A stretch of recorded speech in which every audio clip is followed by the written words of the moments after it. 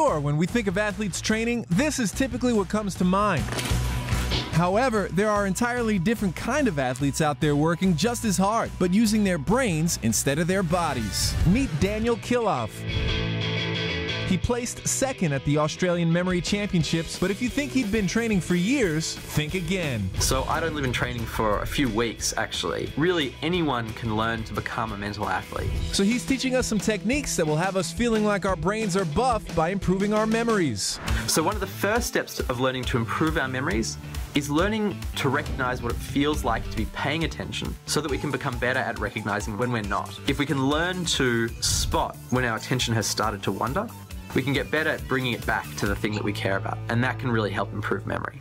The second thing is visualization. If you have problems remembering your shopping list, Daniel suggests visualizing your list using the ancient technique of the memory palace. It involves taking a location that you know well, and then basically imagining yourself traveling through that location, and then at kind of key spots along that journey, placing down images that stand in for whatever it is that you want to remember. So suppose that we wanted to remember a shopping list of milk, bread, and oranges. So I'm imagining the bread being tossed by a quarterback on a field of lettuce while the halftime guy is juggling oranges. And it really helps to make the stories creative and interesting and unusual.